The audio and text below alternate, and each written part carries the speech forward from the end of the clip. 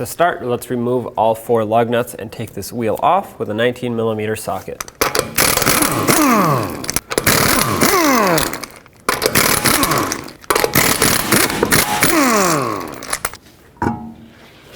Now from the back side, you can see the banjo bolt right here with a 14mm socket. Go ahead and break this free.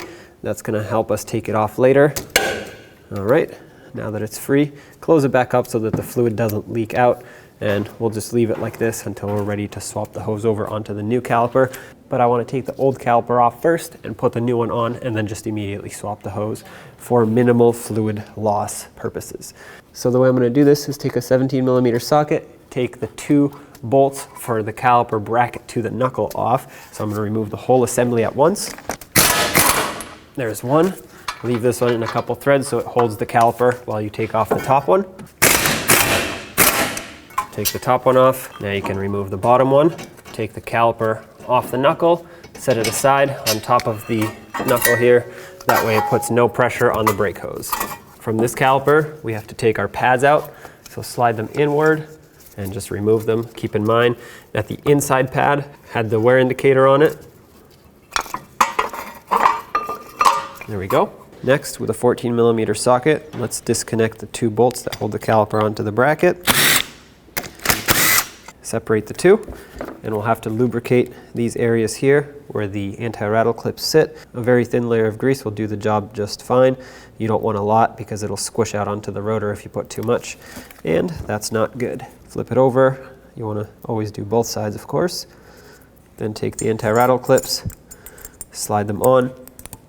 Make sure they press down all the way, again, on both sides. Now I'm going to quickly lubricate the slider pins, add some extra grease on them. As you can see, they're pretty dry, and that's not good. I'm going to put a little bit of grease on the pin itself, but I can't put too much because it'll get wiped off as I try to slide it into the caliper bore here for the pin.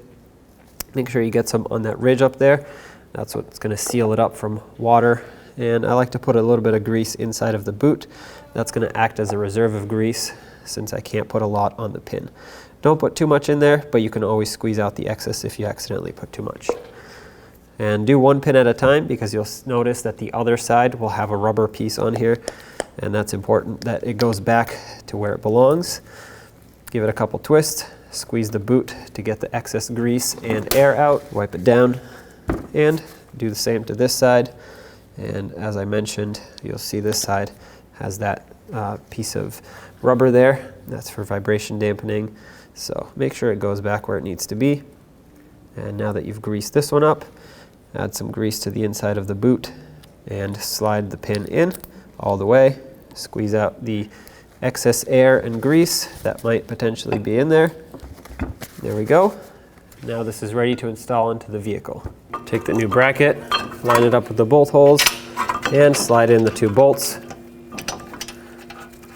Don't put anti-seize or grease on these. If you're going to put anything, use thread locker. Snug these up and then torque them to 80 foot-pounds.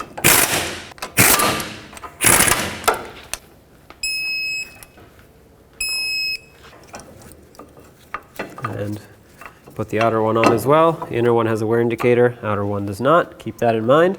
Now take the new caliper, put a little bit of grease on the outer ring of the piston here. That's going to help the brakes operate quietly and smoothly. And then put some on these 2 ears for the same exact reason. Take the caliper and slide it over the pads and onto the bracket. Start on your mounting bolts that hold it onto the bracket. Bottom these out and torque them to 17 foot-pounds.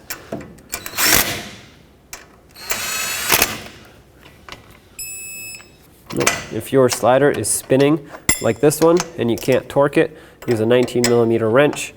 Slide the wrench on here. That helps you hold the slider, and then you can torque it to spec. Take out this rubber plug here to get the caliper ready for the banjo bolt. With a collection bucket underneath, I'm going to bring my old caliper over here and disconnect the hose. Fluid's going to want to come out, so keep that in mind. That's why I have the collection bucket. And break the hose free from the caliper. Sometimes they're a little stuck on here. Okay, dispose of the caliper. Now make sure that on the hose you don't see any crush washers left on here. This one still has one. So of course I need to remove this. You can't double gasket and you can't reuse. And the easiest way to do this is to just grab a pair of pliers and just squeeze it sideways. That should pop it off. There we go. Clean up the surface to make sure that it's nice and free of debris. And then just like you did on the hose, make sure there's no washer on the banjo bolt. And as long as there isn't, go ahead and slide a new washer on. Then take the bolt and slide it through the hose. Then add another washer to sandwich the hose in between two washers. Then position the hose to line up with the hole and thread the bolt in. Grab your tool, bottom it out. This is bottomed out right here. And at this point, I like to go about half a turn with the banjo bolt. There we go. That's going to crush the gaskets and create a nice, perfectly tight seal so you can have no leaks. Of course, we're going to rinse this down to make sure that there are no leaks, because if you don't rinse it, you don't know if it's a leak or if it's residual fluid. And with that done, we can go ahead and bleed the new caliper right there. You have a little boot that you can pop off. Sometimes these are a little tricky to pop off. Oh, there we go. The whole thing came out. Let's put this back on.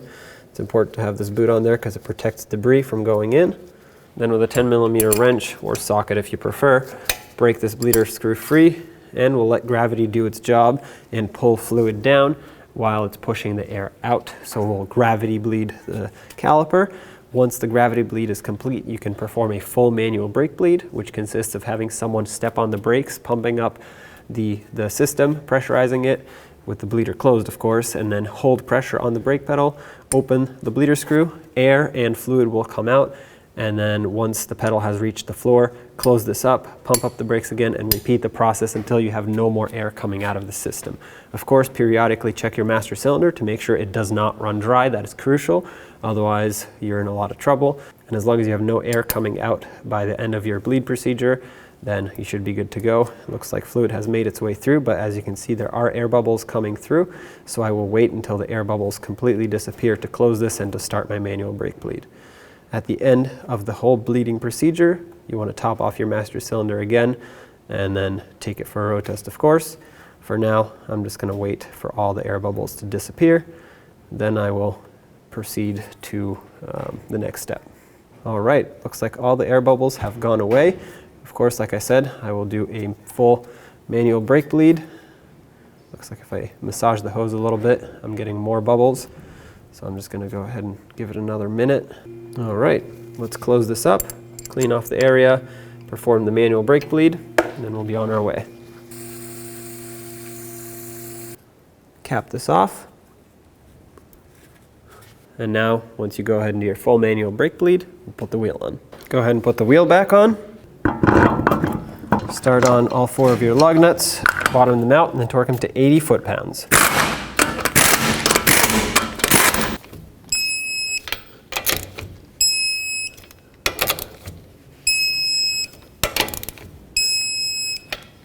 Perfect.